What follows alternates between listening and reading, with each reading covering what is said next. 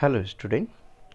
তো আজকে আমরা প্রথম ক্লাস করব 11 ক্লাসে, যেটা আমি পরিমাপের ত্রুটি দিয়েই শুরু করব।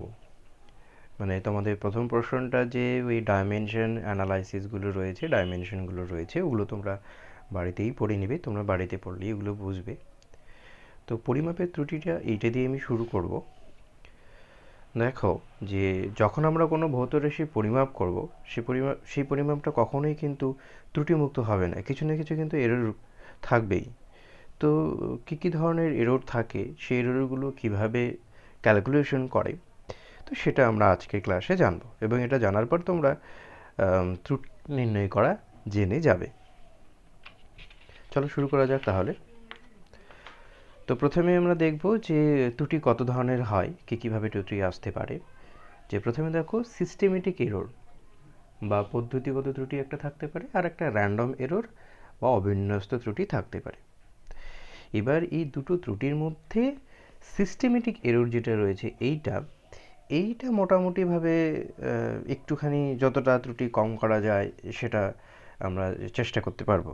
বাট এই যে র্যান্ডম এরর যেটা রয়েছে, অবিন্যস্ত ত্রুটি, এটাকে কখনোই কিন্তু পুরোপুরি ত্রুটিমুক্ত করা যায় না। তো এই সিস্টেমেটিক এরর আবার দুই ধরনের হয়। এই দেখো, একটা হচ্ছে তোমার ইনস্ট্রুমেন্টাল এরর, আর একটা হচ্ছে তোমার বি নাম্বার পার্সোনাল এরর। তো এই ইনস্ট্রুমেন্টাল এররটা হচ্ছে, তো ইনস্ট্রুমেন্টাল এররটা আসে যে ধরো তুমি যে যন্ত্রের সাহায্যে একটা পার্ট তুমি নিচ্ছ, স্কেলের হোক বা অন্য কোনো যন্ত্র, ল্যাবে তোমরা দেখবে, তো সেই যন্ত্রে যখন যে ত্রুটিটা থাকবে সেটাকে ইনস্ট্রুমেন্টাল এরর বলা হবে। সেটাতে তোমার হাত নেই, সেই যন্ত্রটাকে না কারেকশন করলে সেটা তুমি সঠিক মাপ পাবে না। আর পার্সোনাল এররটা হচ্ছে যে ধরো তুমি নিজেই পার্টটা ভুল নিচ্ছ, লম্বন ভুল করছো বা মাপ নিতে ভুল করছো ইত্যাদি ভুলগুলো হচ্ছে পার্সোনাল এররের মধ্যে পড়বে। তো ত্রুটিটা তো জানলাম। এবার যদি কোনো কারণে ত্রুটি হয়ে যায়, পার্সোনাল এরর অথবা ইনস্ট্রুমেন্টাল এরর, হ্যাঁ, এবং সেটার পরিমাণ যদি কম হয়, তাহলে সেই ত্রুটিটিকে কীভাবে গণনা করব সেটা আমরা দেখব। এবং সেই গণনার ক্ষেত্রে কিছু কিছু রাশিমালা, কিছু কিছু মান কি হয় সেগুলো জানতে হবে। তো প্রথমে দেখো actual or true value. Actual অথবা ট্রু ভ্যালু কী জিনিস?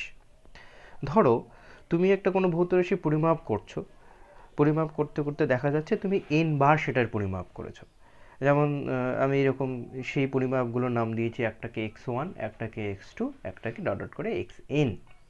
তাহলে পরে তুমি যতবার পরিমাপ করলে সেই পরিমাপের সংখ্যাটা দিয়ে যে রাশিগুলো পরিমাপ করে যে রেজাল্টগুলো এলো সেগুলোকে যোগ করে ভাগ করলে তাহলে তুমি তার গড় মান পাবে।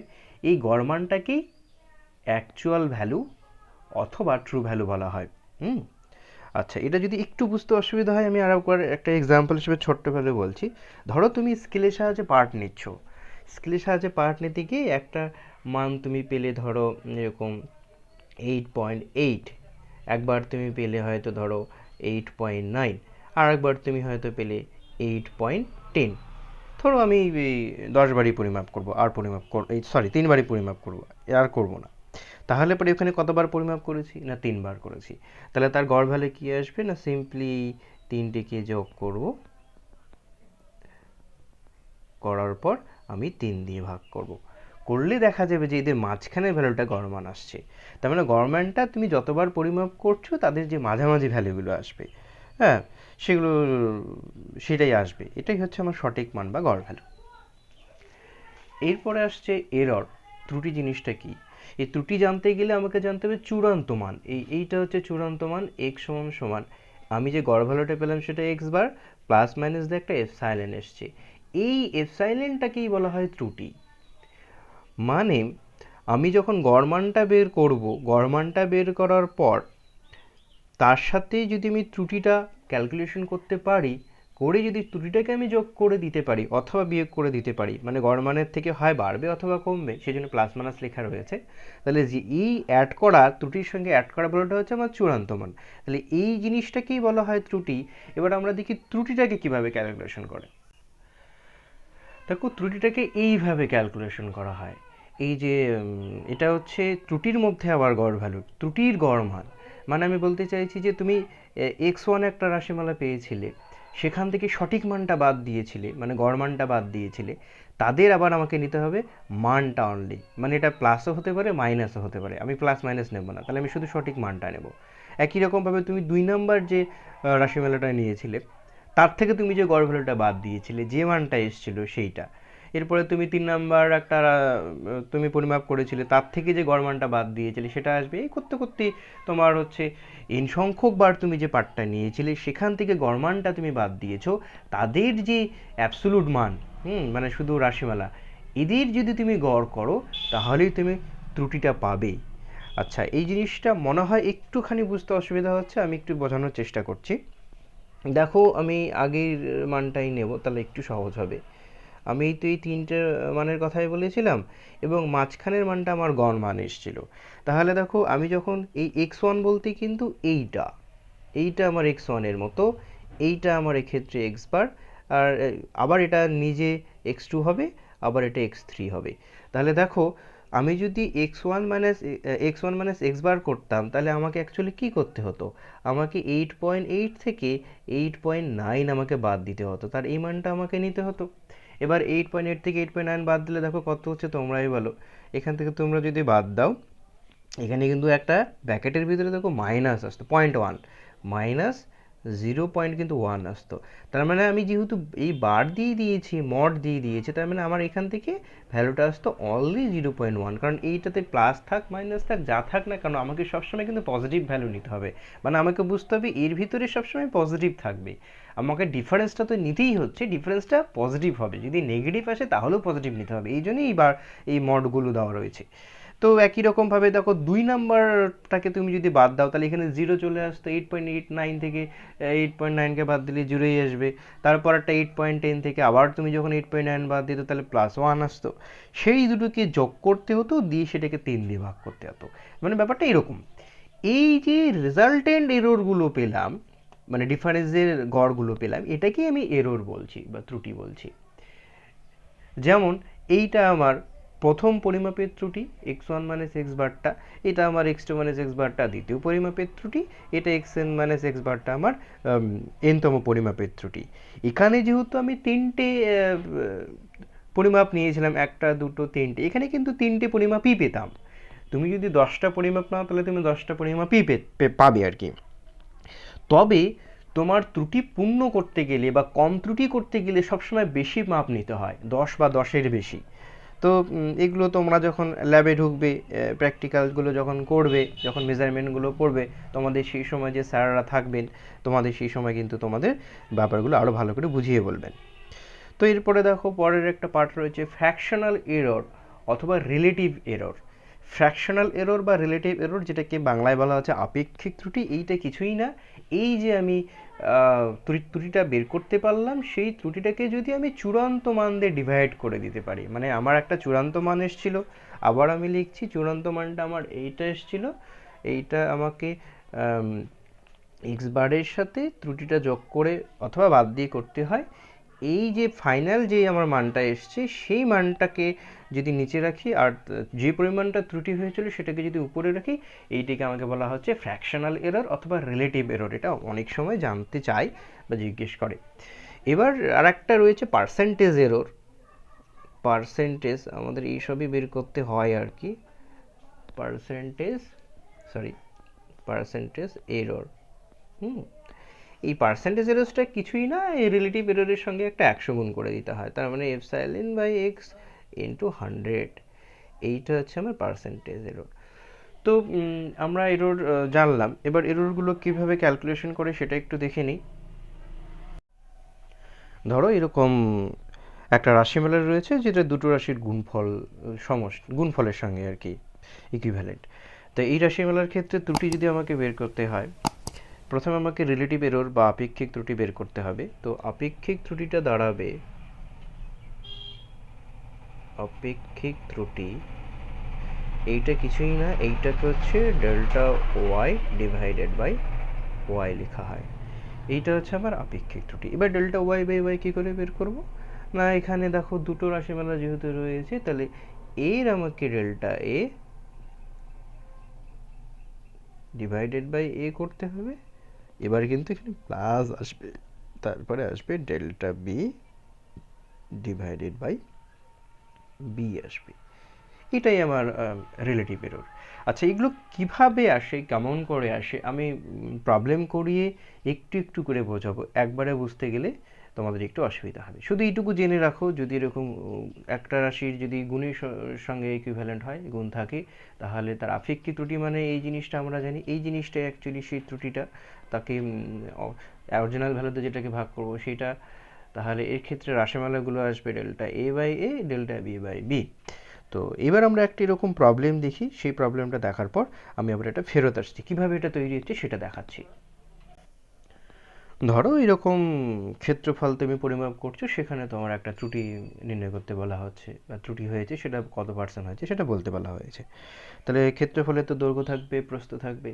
তাহলে ক্ষেত্রফলটা আমার আসবে কি করে, না দৈর্ঘ্য ইন্টু প্রস্থ, এল ইন্টু বি, এইভাবে আমি লিখব। এবার ক্ষেত্রফলের যদি আমাকে রিলেটিভ এরর বের করতে হয়, তাহলে কিভাবে বের করব, না এখানে আমার আপেক্ষিক ত্রুটি অথবা রিলেটিভ এরর যে জিনিসটা আমার আসবে সেটা একই রকম। এইটা delta S divided by S, এইটা আমার আসতো ডেল্টা এল ডিভাইডেড বাই এল।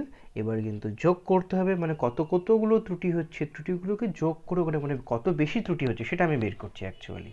মানে এল এর ক্ষেত্রে ত্রুটিটা, বি এর ক্ষেত্রে ত্রুটিটাকে আমাকে অ্যাড করতে হবে। তাহলে এটা আসছে delta B divided by B. এইটা হচ্ছে আমার ক্ষেত্রফল। এইটা কিন্তু একটা প্রবলেমই হয়ে গেল আর কি, মানে আমি যদি মানগুলো বসিয়ে দিতাম মানগুলো চলে আসতো। তাহলে এই ক্ষেত্রফলের ক্ষেত্রে ত্রুটিটা এইভাবে আমরা বের করব। এইবার এটার সাথে মিল করে ধরো এরকম যদি থাকে যে ঘাতযুক্ত রাশিমালা রয়েছে, হ্যাঁ, গুণ তো আছে, তার সঙ্গে ধরো ঘাতযুক্ত রাশিমালা রয়েছে, হ্যাঁ, অথবা ধরো ভাগটা আগে জেনে নিই, তারপরে আমি ঘাতটা পরে বলছি। ধরো এরকম অন্য একটা রাশিমালা, তারা ধরো এরকম রয়েছে, ভাগের ক্ষেত্রে, মানে তোমার দুটি রাশির ভাগের ক্ষেত্রে ত্রুটি ধরো, হ্যাঁ, মানে রাশিগুলো নিজেদের মধ্যে ভাগ আকারে রয়েছে এরকম, একটা উপরের একটা নিচে রয়েছে। এদের ক্ষেত্রে ত্রুটি যদি বের করতে হয়, একই রকমভাবে যদি তুমি এদেরকে আপেক্ষিক ত্রুটি বের করো আর কি, এখানে একই রকমভাবে আপেক্ষিক ত্রুটি যেটা আসবে, ওই একই ফর্মুলা, কত পরিমাণ ত্রুটি আসছে সেটা উপরে দিতে হয়, এটা নিচে আসে, সরি। এইবার ডান দিকে কিন্তু আমার এগেইন এইটা আসবে delta A divided by A যোগ delta B divided by B. এটা কিন্তু সব সময় আমাকে ত্রুটিগুলোকে অ্যাড করে করেই করতে হবে, সে ভাগ থাক যাই থাক, হ্যাঁ। তো এবার দেখা যাক। এবার ধরো রাশিমালাটা এরকম রয়েছে যে এরকম আমার ঘাতযুক্ত রয়েছে, ধরো ওয়াই সমান সমান এ, তার ঘাত ধরো 2 রয়েছে, তারপরে ধরো বি, তার ঘাত ধরো 3 রয়েছে, মানে এই ইত্যাদি যে কোনো কিছু হতে পারে।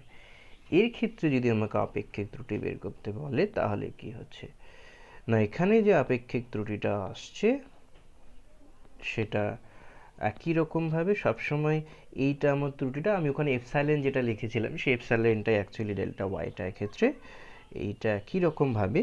এবার কিন্তু একটুখানি চেঞ্জ করতে হবে। দেখো ঘাতগুলো যেগুলো রয়েছে বাবা, সেই ঘাতগুলোকে কিন্তু সামনে দিতে হবে, গুণ করে দিতে হবে, দিয়ে delta A divided by A যোগ, তাহলে এখানে 3 আসছে delta B divided by B. এইটা আমার হচ্ছে আপেক্ষিক ত্রুটি। এগুলো হচ্ছে একই রকম, শুধু ঘাতগুলোকে সামনে গুণ করে দিতে হবে। একই রকমভাবে ধরো এরকম রাশিমালাটা এবার এরকম রয়েছে, ধরো এ বি আর একটা ধরো সি রয়েছে, এটার ঘাত ধরো তোমার রয়েছে 3, এটার ঘাত ধরো 4, এটার ঘাত ধরো 5। এই রাশিমালাটার আমাকে ত্রুটি বের করতে হবে। তাহলে একই রকমভাবে আমি এগুলো আর লিখছি না, আপেক্ষিক ত্রুটি এইটা ডেল্টা ওয়াই বাই ওয়াই দাঁড়াচ্ছে, তাহলে এখানে ঘাতটা সামনে আসছে 3 delta A divided by A যোগ দিয়ে 4, মানে ঘাতটা সামনে আসবে delta B divided by B, এটাকে এগেইন যোগ করতে হবে, তাহলে আমার আসছে সি, তাহলে 5 into delta C divided by C. তো এইভাবে আপেক্ষিক ত্রুটি এগুলো নির্ণয় করতে হচ্ছে, তোমরা দেখতেই পাচ্ছ। তো একটুখানি লজিক্যালি যদি চিন্তা ভাবনা করো, জিনিসগুলো একই, কিছুই না। কিছু কিছু ক্ষেত্রে যদি ঘাতগুলো তোমার ফ্র্যাকশনাল চলে আসে, ধরো এরকম, এইটা ধরো এরকম আমি দিয়ে দিচ্ছি, ধরো এর পাওয়ার ধরো আমি হাফ দিয়ে দিলাম, বি এর পাওয়ার ধরো 3/2, আসতেই পারে, না আসার কোনো প্রশ্ন নাই। এটাও ধরো এরকম এগেন হাফ। তাহলে পরে তাদের ক্ষেত্রে আমি আপেক্ষিক ত্রুটি কত বের করব? তাহলে এগেইন আমি আপেক্ষিক ত্রুটি ডেল্টা ওয়াই বাই ওয়াই পাবো। সবসময় আপেক্ষিক ত্রুটি একই থাকবে, চেঞ্জ হবে না, ঘাতগুলো সামনে চলে আসবে। তাহলে half delta A by A, এক্ষেত্রে আমার 3/2 into delta B by B, again আমার যোগ করে লিখতে হচ্ছে half into delta C by C. এই ছিল আমাদের রিলেটিভ এরর। সাধারণত আমি তোমাদের গুণ দেখিয়েছি, ভাগ দেখিয়েছি, এবং গুণ ভাগ একসঙ্গে দেখালাম আর কি কীভাবে হচ্ছে। তো ভিডিওগুলো লেন্দি হচ্ছে যদিও, কিন্তু জিনিসগুলো তোমরা সহজভাবে বুঝতে পারছো। তো এইবার প্রশ্ন হচ্ছে যে এইগুলো অ্যাকচুয়ালি আসছে কিভাবে, মানে এই যে যে মানটা এসছে সেটা অ্যাকচুয়ালি আসছে কিভাবে। আমি এটা তোমাদের শর্টকাট ট্রিক শেখালাম। পরীক্ষার সময় আমরা শর্টকাট ট্রিকই করব, যে ঘাতগুলো থাকবে সামনে দেবো, ডিলটা এ বাই এ করবো, তারপরে যা আছে সব এভাবে করবো। এবার শর্টকাট ট্রিক তো বুঝলাম বাবা, তাহলে তো বুঝতে হবে যে কীভাবে হচ্ছে। এবার দেখা যাক কীভাবে হচ্ছে জিনিসগুলো। প্রথমে যেটা করেছিলাম, গুণের ক্ষেত্রে ধরো ওয়াই সমান সমান দুটো রাশির গুণফলের সাথে সমান, এরকম রাশিমালার ক্ষেত্রে আমাকে ত্রুটি বের করতে হবে। তাহলে এটার প্রথম কাজ হচ্ছে উভয় দিকে লগ নিয়ে নিতে হয়। তোমরা লগ পড়েছো, 9 ক্লাসে তোমরা লগের ম্যাথামেটিক্স পড়েছো। তো লগটা বাবা তোমরা কিন্তু একটুখানি আর একবার পড়ে নেবে। এই ত্রুটি পড়তে গেলে কিন্তু লগটা তোমাদের জানতে হবে। তো লগারিদম ফাংশনটা তোমরা জানো, সেই লগারিদম ফাংশনটা ধরো আমি লিখছি যে উভয় পক্ষে লগ বেস ই, কিন্তু হ্যাঁ লগের কিন্তু আমরা সাধারণত দুটো বেস জানি, একটা ই আর একটা 10 নিয়ে পাই। তাহলে তুমি যদি লগ নাও, কি আসবে না, বাম দিকে তোমার আসবে এইটা ওয়াই আসবে, আর এইটা কিন্তু বাবা এরকম আসতো, তাই না? লগারিদমের ফর্মুলাতে তোমরা আরেকবার দেখবে এইটা কিন্তু গুণ করে করে যোগ করে করে লিখতে হয়। তাহলে এইটা লগারিদম আসবে, যোগ দিয়ে কিন্তু এইটা বি হয়ে এইটা আসবে, অর্থাৎ লগারিদমে আমি এই ফর্মুলাটা অ্যাপ্লাই করছি। দেখবে তোমাদের বইয়ে যখন থাকবে এরকম করে দুটো যদি গুণ থাকে, তাহলে এটা ভেঙে গিয়ে দুটো ইন্ডিভিজুয়ালি লগ চলে আসে। হ্যাঁ অবশ্যই বেস এখানে ই আছে, তো এইটা এখানে অ্যাপ্লাই করেছি। তাহলে আমার দেখতে তাহলে এরকম হলো লগ বেস ই ওয়াই। এইবার এদের কি করতে হবে, ডেরিভেটিভ করতে হবে, অবকল করতে হবে। এইবার বাবা তোমাদের কিন্তু অবকল ব্যাপারটা জানতে হবে। এবার তোমরা কিন্তু সদ্য মাধ্যমিক পাশ করেছো, এবার তোমরা অবকল কিন্তু জানো না। এবার অবকলের একটা ফিজিক্যাল মিনিং হয়, আমি আমার ভিডিওতেই অবকল জিনিসটা বানাবো। মানে তোমাদের প্রথম চ্যাপ্টারের মানে সেকেন্ড চ্যাপ্টারে তোমাদের অবকল সম্পর্কে বলা রয়েছে।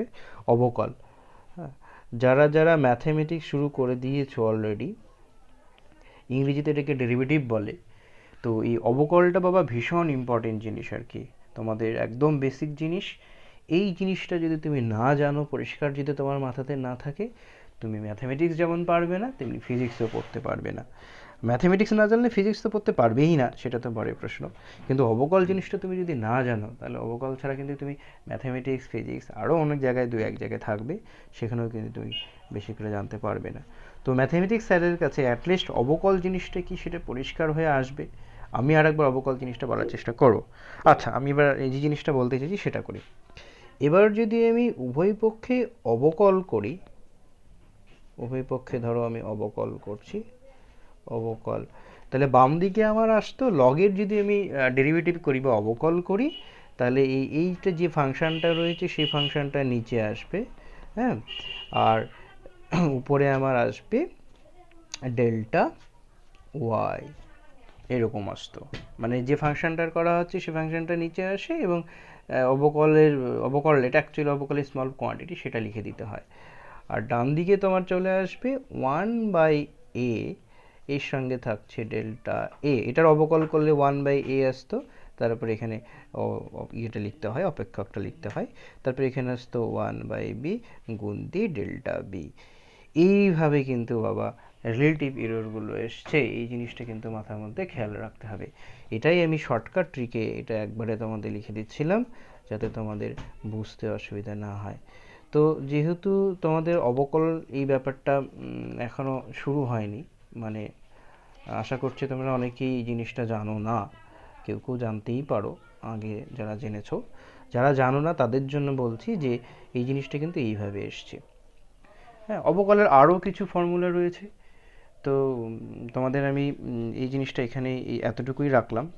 এরপর যদি কোনো আলোচনা থাকে, কোথাও কারো যদি বুঝতে অসুবিধা হয়, তোমরা কমেন্ট করবে। আমি সেই তোমাদের কমেন্ট অনুযায়ী যার যেখানে যেখানে সমস্যা হচ্ছে সেইভাবে আমি তাহলে ভিডিওগুলো বানানোর চেষ্টা করব। তো আজকে আমরা আর একটা ছোট্ট প্রবলেম দেখব। সাধারণত আমাদের পশ্চিমবঙ্গ সরকারের যে প্রবলেমগুলো পরীক্ষায় এসেছিলো তার থেকে আমি একটা প্রবলেম আজকে দেখাচ্ছি। ধরো এরকম একটা প্রবলেম দেওয়া রয়েছে যে একটা গোলক রয়েছে, সে গোলকের ব্যাসার্ধ পরিমাপের ত্রুটিটা 2% হয়েছে, তাহলে তার আয়তন পরিমাপের ত্রুটিটা কত? তো আয়তন পরিমাপের ত্রুটি চেয়েছে আর ব্যাসার্ধ পরিমাপের ত্রুটিটা দেওয়া আছে। এবার ব্যাসার্ধের সাথে আয়তনের যে রিলেশন সেটা দেখব। দেখো ধরে নিচ্ছি তার ব্যাসার্ধটা ধরে নিচ্ছি ছোট হাতের আর তাহলে আয়তনটা আসে, ব্যাসার্ধের সাথে আয়তন পাবো আমরা জানি যে এটাকে নাম দিচ্ছি একটা ভি সমান সমান এটা 4/3 পাই আর কিউব। এইটা হচ্ছে রিলেশন ব্যাসার্ধের সাথে আয়তন। তার মানে আমার রাশিমালাটা এখানে ভি, তার মানে আমি জিনিসটা এই যেভাবে লিখতে পারি, এটা হচ্ছে 4/3, এটা পাই আর কিউব। তার মানে আমি যেটা ওয়াই লিখেছিলাম সেটা এখানে ভি, যেখানে এ বি সি দিয়ে লিখেছিলাম সেগুলো হচ্ছে এগুলো। এর মধ্যে বাবা জানতে হবে যে এই যে এতটুকু যে জিনিসটা দেখতে পাচ্ছ যেটা রাউন্ড ফিগারের মধ্যে করেছি, এরা কিন্তু কনস্ট্যান্ট পার্ট, মানে ধ্রুবক। এগুলো হচ্ছে ধ্রুবক জিনিস। তাহলে আমি যখন ত্রুটি পরিমাপ করব তাহলে ধ্রুবকগুলো কিন্তু বাবা কাউন্টের মধ্যে আসবে না। তার মানে আমাকে এই জিনিসটা, অর্থাৎ এই যে এই আর এর সাথে যে রিলেশনটা দাঁড়াচ্ছে এই জিনিসটা নিয়েই কিন্তু আমাকে ত্রুটি করতে হবে, নির্ণয় করতে হবে। তাহলে এইবার যদি এখান থেকে আমাকে ডেল্টা ভি বাই ভি বের করা হয়, যেটা আমরা রিলেটিভ এরর বা আপেক্ষিক ত্রুটি বলছিলাম, তাহলে আমার ডান দিকে কী আসবে? তাহলে আমি বললাম এইটাকে বাদ দিতে হবে, তাহলে শুধু এইটা পড়ে থাকছে। তাহলে এখানে ঘাত কত? 3, তাহলে 3 থাকছে। তার সাথে কিন্তু হয়ে যাচ্ছে ডেল্টা আর বাই আর, এই জিনিসটা। তাহলে এইটা হচ্ছে আমার রিলেটিভ এরর। রিলেটিভ এরর কার রিলেটিভ এরর? না, এটা আয়তনের রিলেটিভ এরর বা ভলিউমের রিলেটিভ এরর। তাহলে আয়তন পরিমাপের ক্ষেত্রে রিলেটিভ এরর বের করলাম, তাহলে delta R by R. But আমার চেয়েছে পার্সেন্টেজ এরর, এখানে দেখো শতকরা ত্রুটি চেয়েছে। তাহলে পার্সেন্টেজ এরর আমরা দেখেছিলাম যে এর সাথে তাহলে একটা 100 গুণ করে দিতে হয়। এইটা আমার তাহলে শতকরা ত্রুটি হলো, শতকরা ত্রুটি। তাহলে এবার আমার তো এই জিনিসটা থাকছে, আমরা এক্ষুনি দেখলাম, তাহলে 100টা এইখানে আসছে। এইবার এই যে এই জিনিসটা দেখতে পাচ্ছ, এইটা হচ্ছে ব্যাসার্ধের শতকরা ত্রুটি। এই ব্যাসার্ধের শতকরা ত্রুটিটা অলরেডি গিভেন। এখানে কত আসছে? আমার 2%।